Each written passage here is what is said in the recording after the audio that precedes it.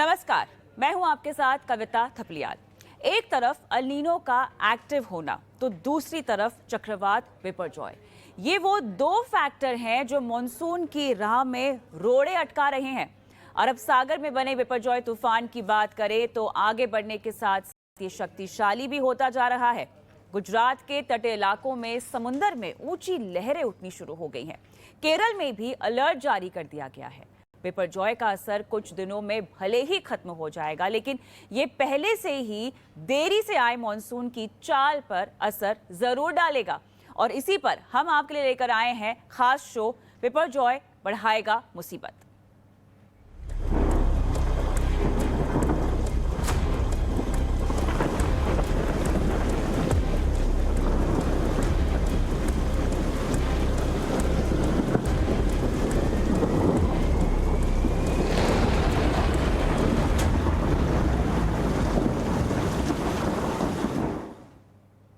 तो चलिए, इस खास शो में हमारे साथ खास मेहमान भी जुड़ गए हैं, साथ ही तूफान की ताज़ा अपडेट भी लेंगे हमारे सहयोगी के साथ। लेकिन पहले आपका राब्ता करा देते हैं हमारे खास मेहमानों के साथ। हमारे साथ हैं IMD के सीनियर साइंटिस्ट डॉक्टर TS पै, कमोडिटी एक्सपर्ट जी चंद्रशेखर, इकोनॉमिस्ट मनीष गुप्ता। आप सभी का स्वागत है हमारी इस बेहद खास पेशकश में। और शुरुआती अपडेट के लिए हमें तूफान को लेकर, चक्रवाती तूफान को लेकर फिलहाल किस तरह से गुजरात में घटनाक्रम बदल रहा है और किस तरह से तूफान बिपरजॉय अपना कहर बरपा रहा है, प्रशासन की क्या तैयारियां हैं, ये सब जानकारी हम लेंगे हमारे सहयोगी सिद्धार्थ से, जो कि गुजरात से हमारे साथ लाइव जुड़ेंगे। लेकिन मैं सिद्धार्थ के पास जाऊं उससे पहले आइए पै साहब, आपसे मुझे जानना है कि तूफान का फिलहाल स्टेटस क्या है, कितनी तीव्रता से और बदलते घटनाक्रम को देखते हुए कितनी तेजी से वो अग्रसर हो रहा है। सर, क्या अपडेट है? करंटली जो the very severe cyclonic storm Biparjoy ये ईस्ट सेंट्रल अरेबियन सी के ऊपर है। ये लास्ट ऑलमोस्ट 6 घंटे में 9 किलोमीटर पर आवर में मूव कर रहा था।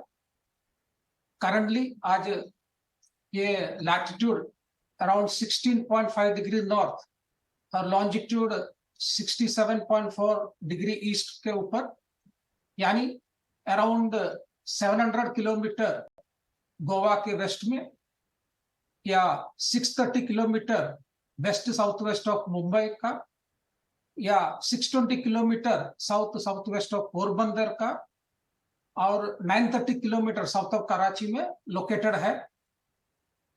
अगले कई घंटे 24 आवर्स में यह फर्दर इंटेंसिफाई होने का पॉसिबिलिटी है।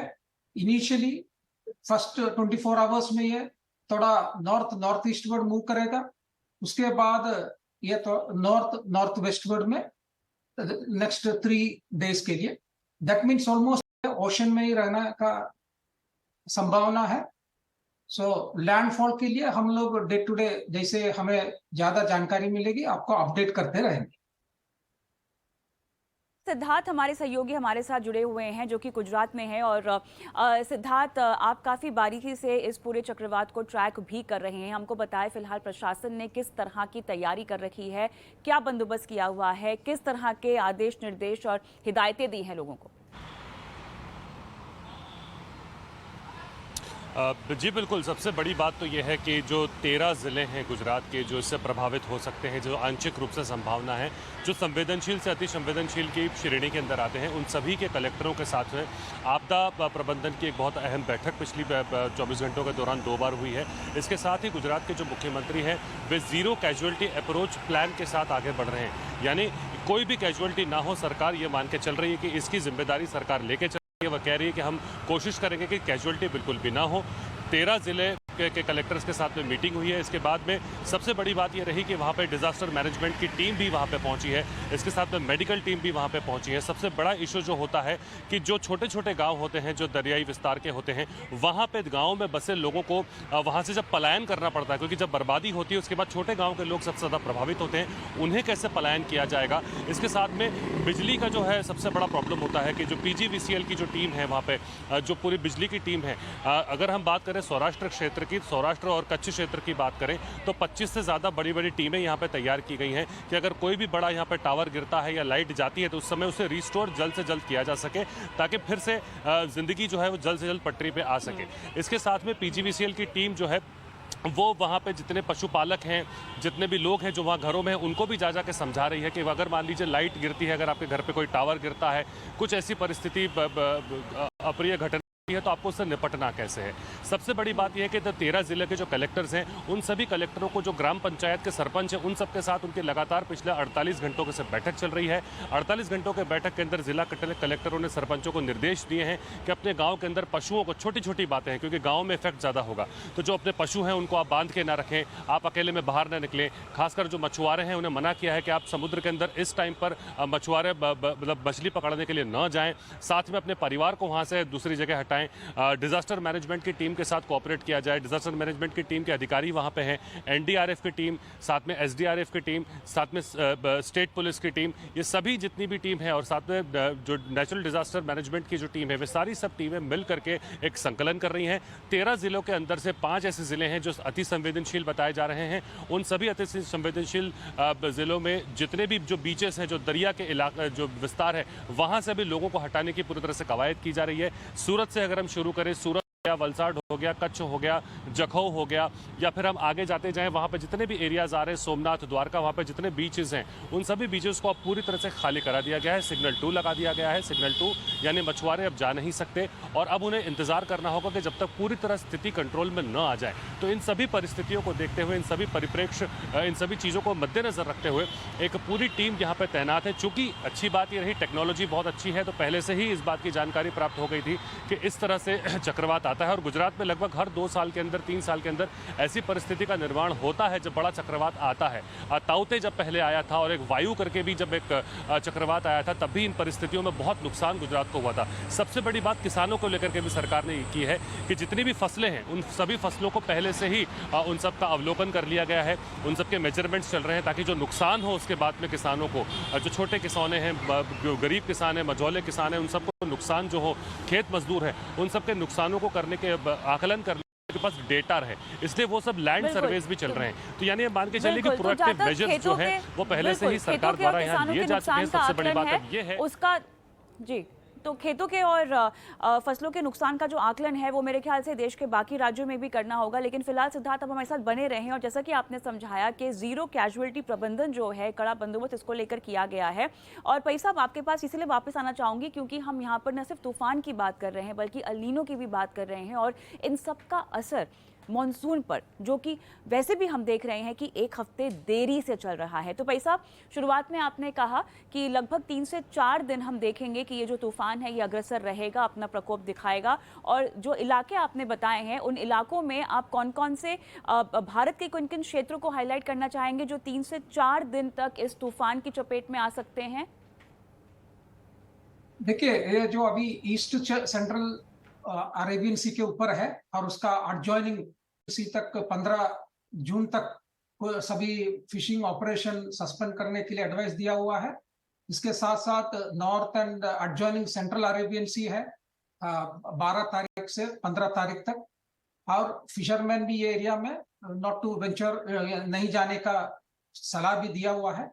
And it is expected that Saurashtra और कच्छ एरिया में आज around 35 kilometre per hour to 45 kilometre per hour तक का रेंज में, और increasing up to 55 kilometre per hour का जो विंड होने की संभावना है।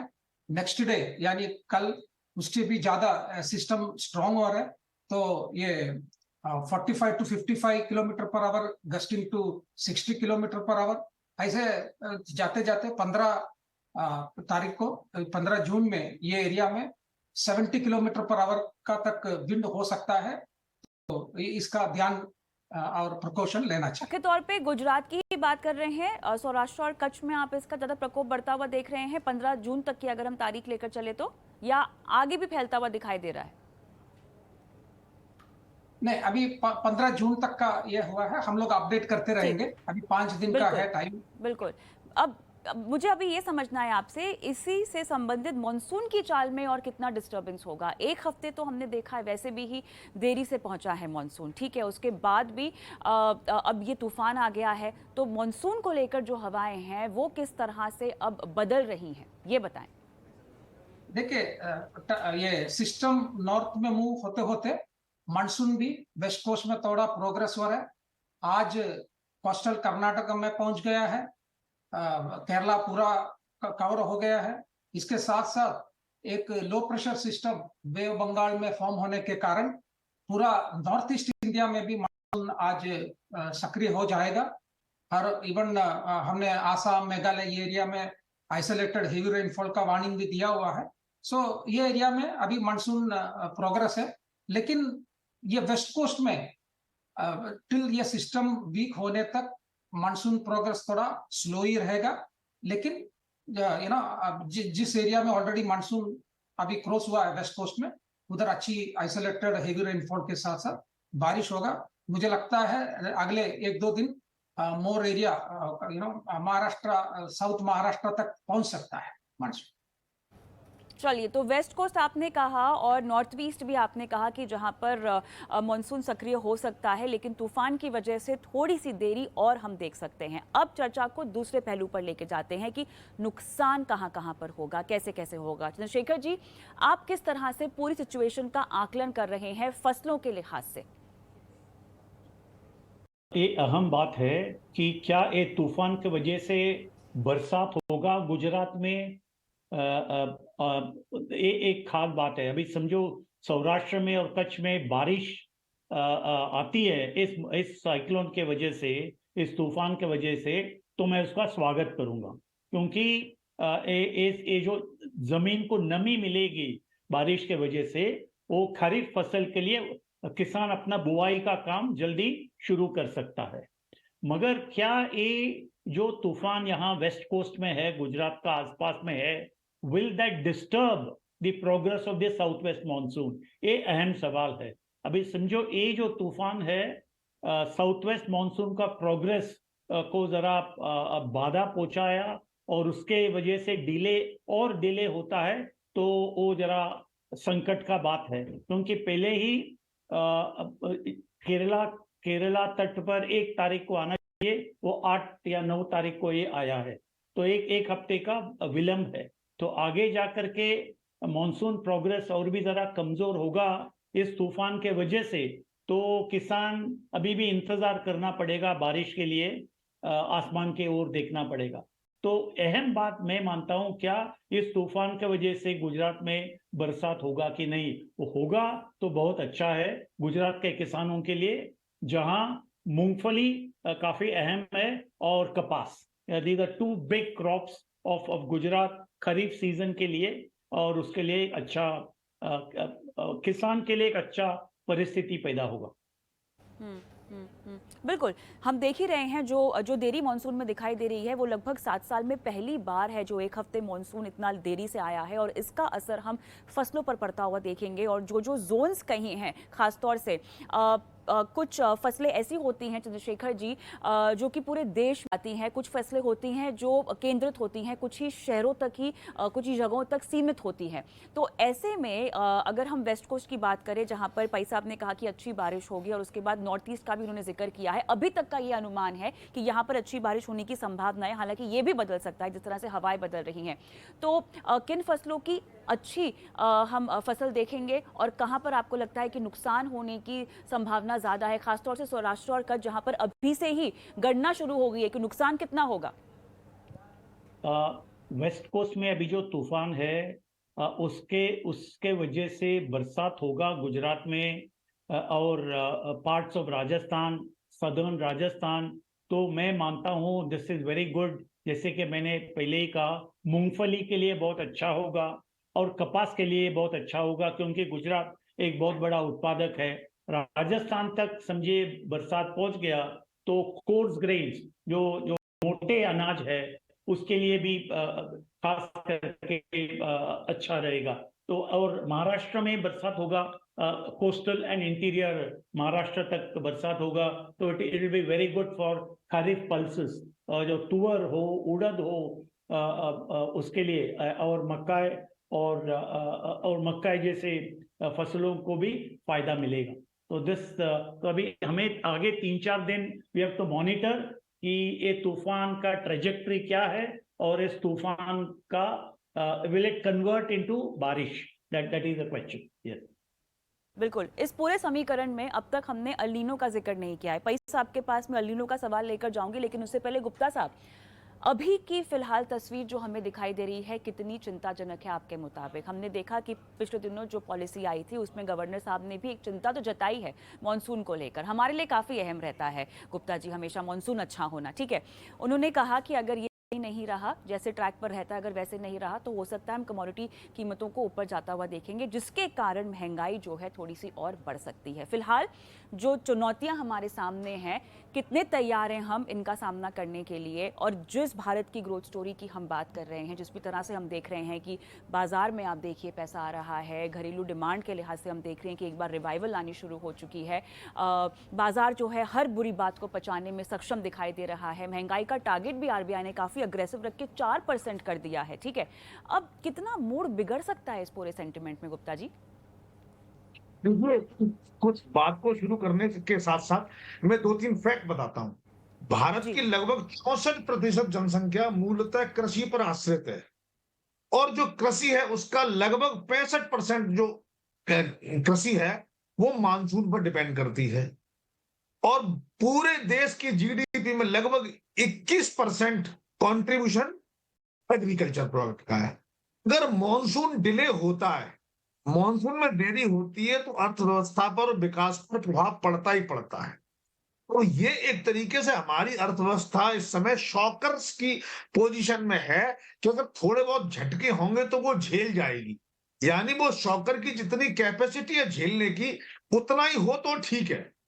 अब इस जो साइक्लोन की जो चर्चा चल रही है, अभी मैं सुन रहा था दोनों वरिष्ठ व्यक्तियों को, जो साइक्लोन है ये साइक्लोन अगर मानसून को और हल्का करेगा तो जाहिर है खरीफ की फसलों में प्रॉब्लम होगी, इससे किसान की जो पैदावार होने की संभावना है वो घटेगी और अगर किसान की पैदावार घटती है तो जाहिर तौर पे हमें आयात करना पड़ेगा, हमारा स्टोरेज कम होगा तो विदेशी मुद्रा बाहर जाएगी और देश के विकास पर इसका निश्चित रूप से एक इम्पैक्ट आएगा। लेकिन जिस तरीके से देश की इकोनॉमी इस समय रिवर्सल मोड में है, रिवाइवल के मोड में है, जो डिप्रेशन में जा रही उस पूरे विश्व के मूड और माहौल के विपरीत इस समय जो रिकवर कर रही है, आप देख रहे हैं कि लगातार अभी जिस तरीके से कल की न्यूज थी, ऑयल के रेट 10 रुपए घटा दिए मदर डेयरी ने। ये एक खबर नहीं है, ये एक सिम्टम है कि आने वाले समय में जो कि चुनावी वर्ष हो सकता है लोकसभा की दृष्टि से, तो सरकार ने अगर पेट्रोल और डीजल के दामों में अगर कमी कर दी ठीक से, तो सरकार ये जो झटके है महंगाई के झटके को और कम करके पोजीशन को लाएगी। लेकिन अगर मानसून में बहुत देरी हो गई तो कहीं ये पॉजिटिव इंपैक्ट इक्वलाइज ना हो जाए। तो मेरा इस पूरे डिस्कशन का कंक्लूजन ये है, सरकार के एफर्ट या तो नलीफाई होंगे इस मानसून की वजह से या पॉजिटिव रहेंगे। अगर मानसून पॉजिटिव रहा तो अब ये देखना होगा अगले 3-4 दिनों में ये फैसला हो जाएगा कि ये जो साइक्लोन है बिपरजॉय है, ये बिपरजॉय मानसून को कितना प्रभावित कर पाया। अगर बिपरजॉय मानसून को प्रभावित कम कर पाया, ये मानसून महाराष्ट्र में पहुंचते पहुंचते ठीक चल गया, तो इसका मतलब ये होगा कि ये जो इम्पैक्ट डालने वाला था इसका इम्पैक्ट बिल्कुल मिनिमल होगा और सरकार इसको संभाल पाने में सक्षम होगी। अच्छी बात यह है कि सरकार अब इस इतनी एक्टिव पोजीशन में है कि कहीं कोई इस तरह की आपदा पीड़ित लोगों को बचाने के लिए, संभालने के लिए टीम पहले से पहुंच रही है। ये एक बड़ा चेंज है जो पिछले 15 सालों में और आज मैं देख रहा हूँ। आज हमें वर्षा तेज हो रही है दिल्ली में, उसका व्हाट्सएप मैसेज या फेसबुक पर ये एसएमएस आने लगा है, ये एक बड़ा चेंज है। तो मुझे लगता है कि 3 से 4 दिन का समय तो हमें देना होगा कि स्थिति किस तरह से बदलती है। लेकिन जहां तक मानसून के कमजोर रहने का अनुमान है, ये अनुमान तो काफी समय से ही हम देख रहे थे कि आ रहा था। तमाम प्राइवेट एजेंसियां भी इसका अनुमान पेश कर रही थी, आईएमडी ने भी अनुमान पेश किया था। उसके बावजूद भी चंद्रशेखर जी, क्या सरकार के पास कोई कंटिजेंसी प्लान नहीं होगा क्या अब तक?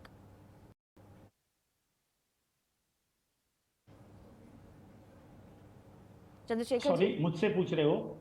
जी आपसे पूछ रही हूँ जी। हाँ हाँ नहीं, मैं ये कहता हूँ कि जो मॉनसून नॉर्मल होगा, इसका एक फोरकास्ट आया है आईएमडी से। Okay, we let us accept that normal forecast, मगर व्हाट इज इम्पोर्टेंट, अंग्रेजी में हम कहते हैं spatial and temporal distribution of rainfall. जून, जुलाई, अगस्त, सितंबर, ये 4 महीने में बरसात का वितरण कैसे होगा, और देश भर जो 5 जोन है हमारे, उसमें वितरण कैसा होगा। तो हमारा खरीफ का फसल का ऊपर ए वितरण will have an impact on the kharif output. अभी हमारा normal monsoon long period average है 880 मिलीमीटर, तो 840 850 मिलीमीटर होने से भी कोई नुकसान नहीं होगा यदि टेम्पोरल एंड स्पेशियल डिस्ट्रीब्यूशन सही रहेगा। Therefore, what is important, हमें ये देखना है बरसात का वितरण कैसे होगा आगे जाकर के। अभी तो जून आधा महीना तो हो चुका है, आगे जाकर के 2, 3, 4, 6 हफ्ते में उसका प्रोग्रेस कैसे होगा। Much of kharif prospect will depend on the progress of the monsoon. बिल्कुल। भाई साहब, आपसे 2 महत्वपूर्ण सवाल मुझे पूछने हैं। सबसे पहला सवाल तो यहाँ पर अमेरिका की वेदर एजेंसी ने कहा है कि अल नीनो जो है वो एक्टिव हो चुका है। आने वाला फोरकास्ट, अगर हम पूरे जुलाई महीने की बात करें, अगस्त की बात करें, अगर उसको मैं फ़िलहाल थोड़ा सा साइड में रख लूँ और इमीडिएट इम्पैक्ट अल नीनो के भी एक्टिव होने का अगर आपसे समझूँ, तो वो किस तरह से पड़ रहा है या आने वाले कुछ दिनों में पड़ता हुआ हम देखेंगे, ये समझाएं हमको। देखिए, आपका क्वेश्चन का आंसर आने से पहले ये जस्ट मैं बोलना चाहूंगा, जो चक्रवात इस समय में होना ये एक ऐसे अनकॉमन चीज नहीं है, ये बहुत सी साल में होता है। तो इसलिए ऐसे साइक्लोन इस समय में होने और रेनफॉल डिस्ट्रीब्यूशन या क्वांटम ऑफ रेनफॉल जो सीजन में मिल रहा है, उसमें कुछ भी रिलेशनशिप नहीं है। या ऐसे चीज बहुत साल ऐसे हुआ है।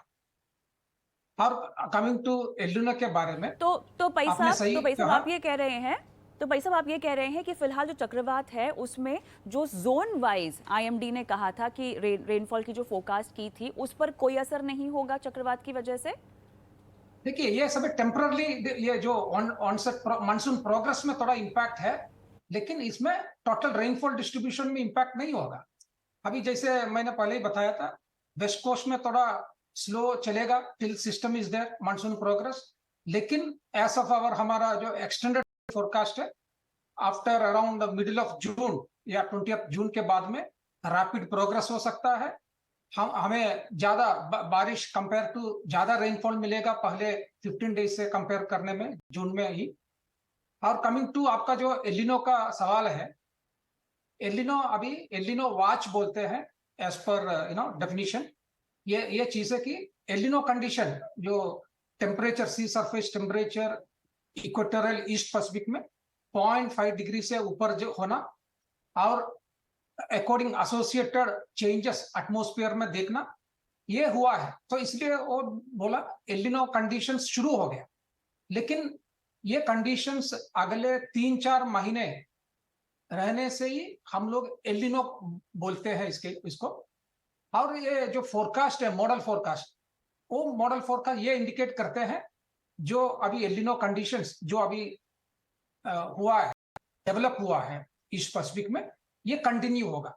इसलिए ये बोलते हैं कि El Nino will be there during the monsoon season और उसका इम्पैक्ट होगा। अभी देखना है क्या इसका इम्पैक्ट मानसून के ऊपर। Generally 65% of the El Nino year में ये देखा हुआ है मानसून आइदर बिलो नॉर्मल है या डिविजन होता है कंट्री एज अ होल। लेकिन इस बार एल नीनो के साथ साथ मॉडल्स ये भी फोरकास्ट करते हैं कि इंडियन ओशन में पॉजिटिव इंडियन ओशन डाइपोल होने की अच्छी प्रोबेबिलिटी है। ये मानसून के लिए अच्छी खबर है, क्योंकि during positive IOD years monsoon को थोड़ा सामान्य से थोड़ा स्ट्रॉन्ग करने की संभावना है पॉजिटिव आईओडी का। इसलिए लेकिन आईओडी का इम्पैक्ट मानसून में रिलेटिवली स्ट्रेंथ कम है कंपेयर टू एल नीनो का इम्पैक्ट ऑन मानसून। इसलिए हम लोगों का ये राय है कि जो नेगेटिव इंपैक्ट है एलिनो का, उसमें थोड़ा कमी आएगा because of positive Indian ocean dipole.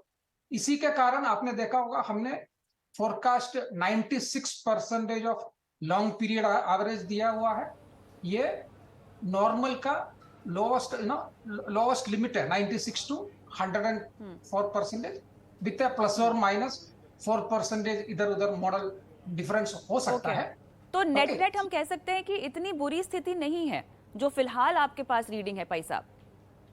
हाँ, करेक्ट है। जैसे हमने वो स्पेशल डिस्ट्रीब्यूशन में बताया था, मेनली इंपैक्ट हम लोग देखते हैं नॉर्थ वेस्ट में और नाइबरिंग सेंट्रल इंडिया में, जिधर हम लोग सामान्य से कम होने की संभावना है। बाकी प्रदेश में पर्टिकुलरली पेनिनसुला में थोड़ा नॉर्मल से कोई एरिया में नॉर्मल से अबव नॉर्मल मिल सकता है, और नॉर्थ ईस्ट में भी थोड़ा एरिया में अबव नॉर्मल मिल सकता है। मेनली इंपैक्ट नॉर्थ वेस्ट में और नाइबरिंग सेंट्रल इंडिया में। जी तो एक समय मेरा लगभग खत्म हो चुका है, लेकिन एक लास्ट टेक लेना चाहूंगी 15-15 सेकंड का। चंद्रशेखर जी, फिलहाल फसलों के लिए कोई टेंशन आपको लगती हुई दिखाई दे रही है जो अभी बात समझ में आई है भाई साहब से सुनकर? नहीं, मैं मानता हूं हमें we have to be extremely careful. Monsoon पर पूरा भरोसा नहीं, फोरकास्ट पर पूरा भरोसा नहीं रखना चाहिए। हमारा जो भी कंटिंजेंसी प्लान है उसको अमल करने का जो स्टेट ऑफ रेडीनेस हमारा पास चाहिए। समझो बरसात अच्छा हो गया, उस एल नीनो का इम्पैक्ट काफी कमजोर रहा तो अच्छा है देश के लिए, but we can not let our guard down, that is the point. आपका लास्ट टेक?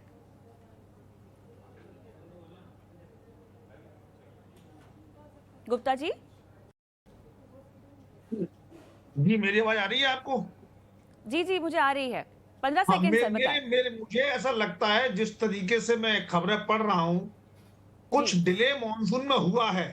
अगर केरला में कुछ इफेक्ट आया, मुझे लगता है जो अगला शेड्यूल होगा मॉनसून का, उसका इम्पैक्ट इतना नहीं होगा, तो बहुत ज्यादा प्रभाव पड़ने की संभावना अभी दिख नहीं रही है। जैसा कि मैंने पहले भी कहा, इस समय इंडियन इकोनॉमी इतनी बड़ी हो चुकी है कि वो इन छोटे मोटे झटकों को एब्जॉर्ब करने में इसके लिए कैपेबल है। तो मुझे लगता है किसानों को बहुत चिंता करने की जरूरत नहीं। फिर भी मैं सहमत हूं इस बात से कि केयरफुल रहने की जरूरत है, और सरकार को अपने अरेंजमेंट इस तरीके से रखने चाहिए, अगर किसान कहीं कोई परेशानी होती है तो उनको फाइनेंशियली सपोर्ट करे। और अगर जिस तरीके से फसलों का बीमा की योजना जो चल रही है, अगर ये योजना एक्सपेंसिव हो जाए और अगर किसान बीमा लेने लगे, तो मैं समझता हूँ ये रिस्क सरकार का ना हो कि एक ज्वाइंट फंड का इंश्योरेंस कंपनी का रिस्क हो जाएगा। कुल मिलाकर कंटिजेंसी प्लान पर हम चूक नहीं सकते हैं, इसको तवज्जो देनी चाहिए और देनी पड़ेगी। बहुत बहुत धन्यवाद आप तीनों का हमारी इस बेहद खास पेशकश में शामिल होने के लिए। तो कुल मिलाकर सार यहीं पर है कि जो तूफान हम आता हुआ देख रहे हैं 3 से 4 दिन में हो सकता है कि ये और अग्रसर हो जाए, लेकिन इस तूफान का और अब तक जो मानसून की हवाएं हम आती हुई देख रहे हैं उनमें कुछ खास रिलेशन नहीं है। मानसून देरी से भले है, लेकिन जैसे कि अनुमान जताया गया था उसी के हिसाब से फिलहाल ठीक बरसता हुआ दिखाई दे रहा है। और आने वाले वक्त में एल नीनो का इम्पैक्ट क्योंकि शुरू हो चुका है, एक्टिव हो चुका है, लेकिन वहां पर राहत की खबर यह है कि हो सकता है कि वहां पर थोड़ा सा इम्पैक्ट कम होता हुआ भी हम देख सकते हैं। बहरहाल मौसम की बात है, मौसम लगातार बदलता रहता है और हो सकता है आने वाले वक्त में ये जो अनुमान हमने अभी डिस्कस किए हैं वो भी शायद बदल जाए। लेकिन फिलहाल चक्रवाती तूफान और उसके लिए जो हम देख रहे हैं गुजरात में प्रबंधन और बंदोबस्त तगड़ा किया हुआ है। बहुत बहुत धन्यवाद आप सभी का इस खास